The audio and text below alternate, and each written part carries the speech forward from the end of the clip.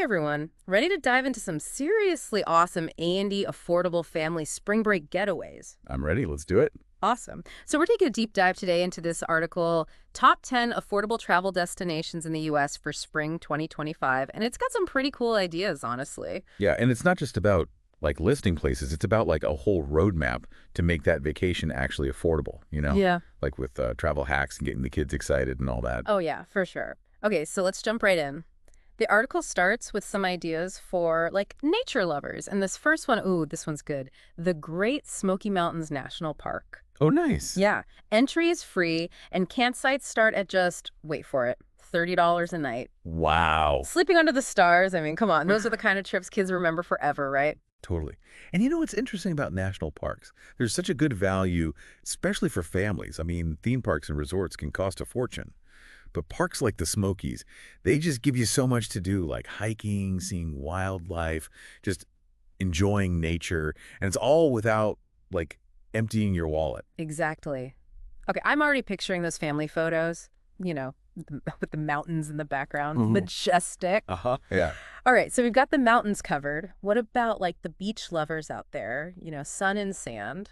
Well, the article has a couple of options that might surprise you. Oh, really? Yeah, like South Padre Island in Texas. South Padre Island? Yeah, a lot of people overlook it for, the more popular beach spots, but it's actually a hidden gem, especially if you're on a budget. Okay, I'm intrigued. Tell me more. Well, the thing about South Padre is it's all about free activities. You've got miles of beaches, perfect for, sand castles, flying kites, just soaking up the sun. And for families with little kids, the ones who might not care about those expensive attractions, this is perfect. Oh, for sure. Plus, those beach sunsets. I mean, talk about free entertainment. The best. Okay, let's switch gears a bit. What about families who, want a city experience, but, without the city prices? San Diego's a great choice. The article talks about how it's got this awesome mix of free and paid stuff to do. So you've got amazing beaches like Coronado and La Jolla. You've got parks. Balboa Park is beautiful. And all these cool neighborhoods to explore, like Old Town. And all of that's free. Yeah. San Diego's got that, laid-back vibe, but it's also got that world-famous zoo, right? Right. That's got to be a budget buster, though, right? It can be, yeah. But it's all about balance. You could easily spend a few days doing all the free stuff and then maybe splurge on one big thing like the zoo or a harbor cruise.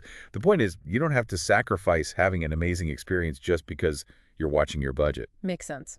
Okay, now this next one is a little different. The article mentions Big Cedar Lodge in Missouri. Oh, yeah? And I gotta say, when I hear lodge, I think luxury, not exactly affordable. Uh-huh. Yeah. That's where this article really challenges what we think we know. Big Cedar Lodge IS, a resort, but they've got all these different options, including cabins that are totally doable for families budget-wise. Oh, interesting. Yeah, think cozy fireplaces, access to hiking trails, fishing spots, swimming holes, all right in the Ozark Mountains. So it's like getting the resort experience without the resort price tag. I can see how that'd be appealing, especially for families who just want to, disconnect and get back to nature. Exactly. And you know what Big Cedar Lodge shows us? A lot of resorts are starting to realize that they need to offer options for different budgets. It's worth looking into, even places that seem expensive at first. You might be surprised. I love that. Okay, we've got to talk about a destination that's top of MY bucket lists, Sedona, Arizona. Oh, nice. Those red rock landscapes, they're just breathtaking. They are. And Sedona is a perfect example of a place where the free activities are just as awesome as the paid ones. The article talks about all the hiking trails, and they're free, and the views are incredible. And then there's the stargazing. Sedona's got these super dark skies, so you can see the Milky Way, super clear. Oh, wow.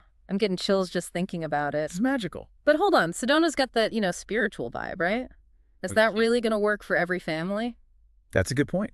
And it kind of brings up a bigger idea. You got to pick a destination that matches your family's interests and values. Sedona might be perfect for some families, but not for others. It's all about doing your research. Totally agree. Okay, we've covered some amazing nature destinations, but what about something a little more off the beaten path? Something unexpected. Well, the article actually highlights a few hidden gems, and one that really stood out to me was Gulf Shores, Alabama. Gulf Shores. Yeah. It might not have the, glitz and glam of some of the other beach spots, but that's kind of what makes it so great. Okay, tell me more. I'm all ears. Gulf Shores is all about that classic beach experience. Sugar white sand beaches, perfect for swimming, building sandcastles, all that. But it's way more affordable than, say, Destin or Miami Beach, especially when it comes to places to stay. Okay, I like what I'm hearing so far. Beautiful beaches, affordable places to stay, and a relaxed atmosphere. What's not to love? And here's where it gets even better. The article talks about off-peak travel and how it can be a game changer for affordability.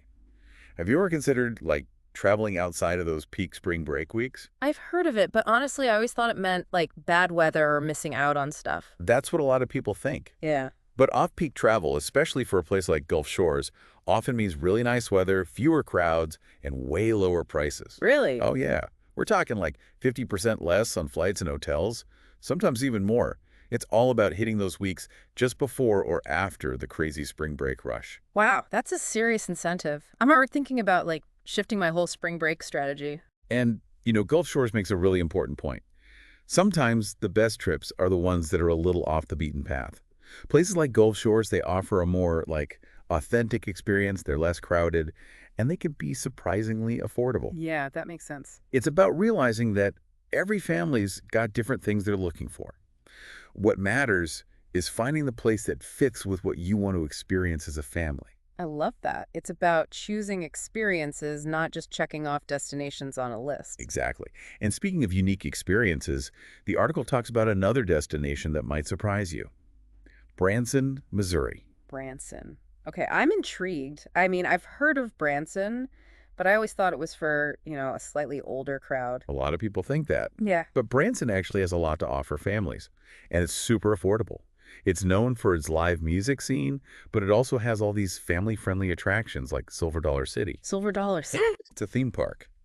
It celebrates the history and culture of the Ozarks. You've got rides, live shows, crafts, and all that good down-home food. Okay, I can already picture those giant cinnamon rolls and funnel cakes. You're definitely swaying me.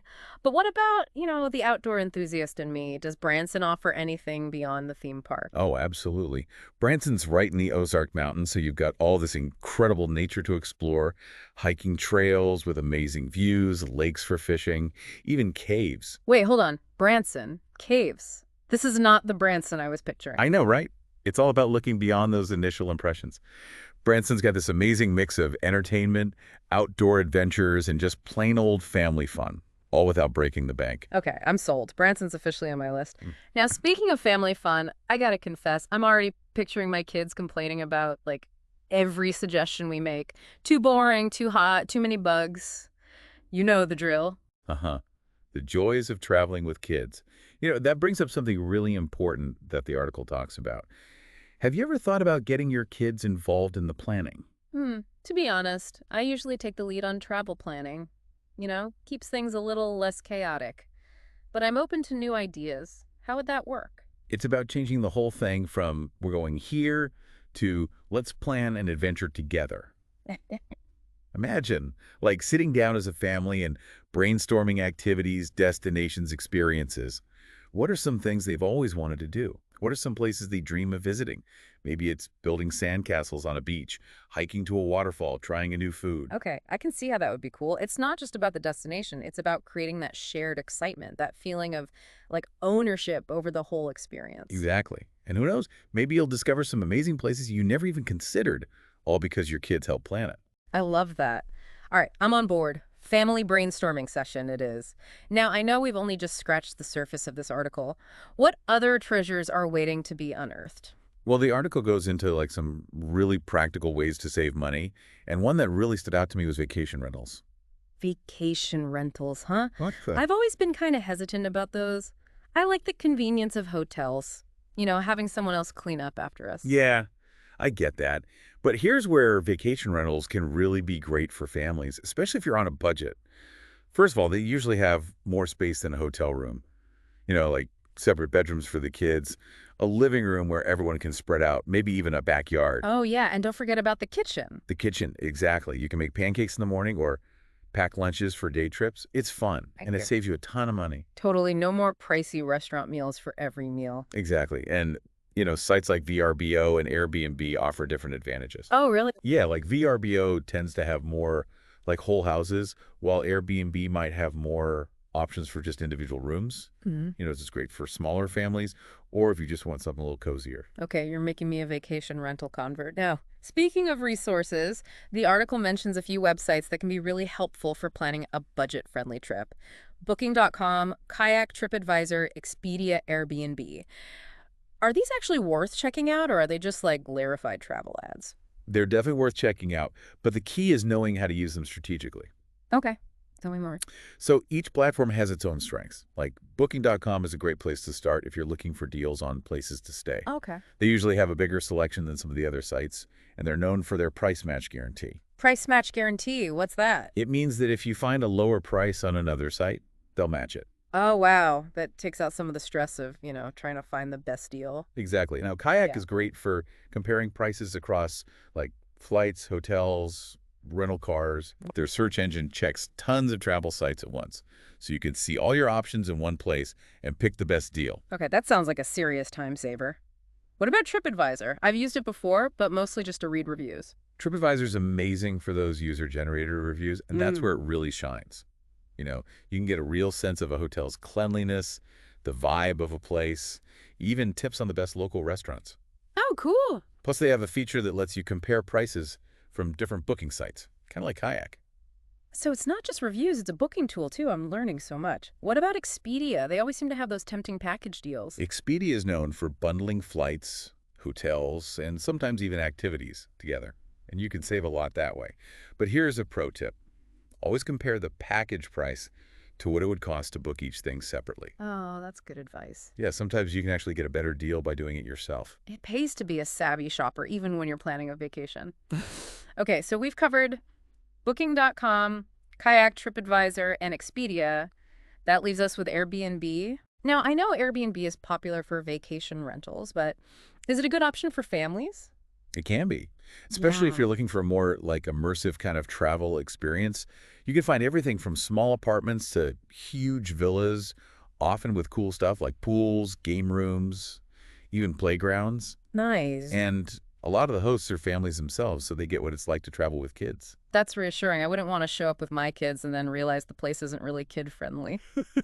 Now, speaking of kids, I want to go back to that idea you mentioned earlier about involving the kids in the planning process. Oh, yeah. I love that idea, but I'm not really sure how to do it. It's all about making it fun for them. Instead of just like lifting destinations, turn it into a family venture brainstorm, Okay. get a map, spread it out on the floor and let everyone dream big. Ask them questions like, if you could travel anywhere in the world, where would you go? What would you want to do there? What kind of food did you want to try? Oh, I love that it's like planting the seeds of Wanderlust. What else? Once you've narrowed it down to a few places, have your kids do some research. Assign each kid a destination and have them make a presentation or a travelogue about it. They can share interesting facts, photos, even suggest activities or restaurants. That's brilliant. It's educational and it gets them pumped about the trip. Okay, so what about when we're actually booking the trip? Kids. How do I make sure we choose a place that's really family friendly and not just based on, a couple of cool pictures? Yeah, that's a good point. When you're looking at vacation rentals or hotels, look for keywords like family-friendly, kid-friendly, or child-friendly. Pay attention to the amenities they list. Do they have a crib or a high chair available? Is there a pool or playground on site?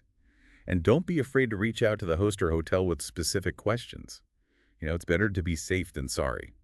So true. Communication is key. Now, what about those long car rides or flights? Any tips for keeping the kids entertained besides, just handing them a screen? Oh, I've got you covered. One of my favorite things to do is create a travel binder for each kid. A travel binder. What's that? It's just like a binder full of activities. Coloring pages, word searches, connected docs, even blank pages for drawing or writing. You can also pack travel-sized games, audiobooks, or even a deck of cards. Oh, yeah, those good old-fashioned road trip games. I remember those. Yeah. What about snacks? It seems like kids are always hungry when we're on the go. Snacks are essential. Pack a mix of healthy stuff like fruit nuts, granola bars, veggie sticks, and don't forget reusable water bottles. It's so much cheaper and healthier than buying drinks at every stop. That's a good reminder. Yeah. Okay, I'm feeling much more prepared to handle the travel logistics. Now, what about creating a budget? I'm not really a spreadsheet person. Any tips for keeping track of expenses without turning into an accountant? Budgeting doesn't have to be complicated. Start by setting an overall budget for the trip and then break it down into categories like transportation accommodations, activities, and food. You could use a simple notepad, a budgeting app, or even an envelope system. The envelope system, what's that? It's a really visual way to keep track. You label each envelope with a spending category and put a certain amount of cash in each one. As you spend money, you just take it out of the right envelope. Okay, I like that. It's like having those visual boundaries once the cash is gone. It's time to stop spending. Exactly. And it's a good idea to build in a little cushion for those unexpected expenses. Add an extra 10–20% to your overall budget for things like souvenirs, extra snacks, or even emergencies. Smart thinking, it's better to be prepared. Yeah. What about like common budget pitfalls? Those sneaky expenses that can really add up. One big one is overspending on food. It's easy to get caught up in trying all these new restaurants, but it can get expensive fast. Remember, you don't have to eat out for every meal. Use that vacation rental, kitchen-packed picnics for day trips, and maybe splurge on 1 or 2 special restaurant experiences. That's a great strategy. It's all about balance. What other pitfalls should we be careful of? Another one is impulse purchases. Those souvenir shops can be tempting, especially for kids. Set a budget for souvenirs beforehand and encourage your kids to pick things that are meaningful and that they'll actually use instead of just grabbing whatever looks cool in the moment. That's a good point. It's about quality over quantity, even when it comes to souvenirs. Now, I know we've talked a lot about saving money, but I don't want to skimp on making the trip memorable. Any tips for creating those special moments without breaking the bank? Of course. Remember, the best souvenirs are the memories you make together. Instead of spending money on expensive attractions, focus on experiences. Maybe it's a hike to a stunning viewpoint, a bonfire on the beach under the stars, or even just a family game night in your vacation rental. Those are the moments that kids will cherish forever, not the expensive toys they'll probably forget about in a month. Okay, I'm feeling inspired and ready to plan the most epic and affordable family spring break ever. What else can we discover from this awesome article? This whole conversation has really highlighted something important. Planning an affordable family vacation doesn't mean you have to sacrifice fun or experiences. Yeah. It's about being creative and making smart choices. Exactly. And that brings us to another great piece of advice from the article. Don't underestimate free activities. Yes, totally agree. Sometimes the simplest things are the most memorable ones. For sure. So what does the article suggest for free family fun? Well, a lot of places we talked about already have tons of free stuff to do. Think about it. Hiking, biking, exploring parks and beaches, checking out local markets, or even just having a picnic at a beautiful spot. I love that I'm picturing impromptu family frisbee games in the park. Those are the moments that really bring everyone together. Absolutely. And don't forget about free cultural experiences. A lot of cities have free walking tours, museum days, or even concerts in the park. Those are great ideas. It's like you're experiencing the place like a local, not just a tourist. Exactly. And one thing that's often overlooked about free activities is they open up the door for spontaneous fun. Spontaneous fun. Now that sounds like an adventure. It is. Sometimes the best memories are made when you ditch the plan and just go with the flow. Maybe you stumble upon a hidden playground or catch a street performance or just take a detour down a charming little street. I love that. It's about making room for those unplanned moments of joy and discovery. And those moments usually don't cost anything. It's about being present, being curious, and being open to whatever comes your way. Okay, I'm definitely embracing spontaneous fun on our next trip. Now, before we wrap up, I want to go back to one last piece of advice from the article that really stuck with me. Remember that the journey is just as important as the destination. Oh, that's so true. It's easy to get caught up in the excitement of getting there, but often the best moments happen along the way. I'm thinking about those long car rides with the family singing along to our favorite songs, playing silly games, just enjoying each other's company. Those are the moments that really make family memories. And, one way to make the journey even more fun is to get the kids involved. Oh yeah, for sure. Earlier we talked about involving them in choosing the destination and activities. But how can we get them involved in the actual journey? Well, for starters, let them help pack their own bags. Give them a list of essentials and let them choose a few special things to bring along. I love that. It teaches them responsibility, and it saves me from packing for everyone. Win-win. What else? If you're doing a road trip, let Okay. them help plan the route. Yeah. Show them the map and let them pick some stops along the way. Maybe it's a park for a picnic lunch, a quirky roadside attraction, or even just a scenic spot for a photo op. That's a great idea. It turns the whole trip into an adventure. And what about long flights? Any tips for keeping the kids entertained and avoiding those meltdowns? We mentioned travel binders and games, but you can also try creating a sense of anticipation. Anticipation, how do we do that? Before the trip, read books or watch movies about the destination.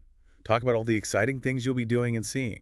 You can even make a countdown calendar to get everyone excited as the trip gets closer. Those are great ideas. It's all about turning travel days from something you have to get through into something you can actually enjoy. Exactly.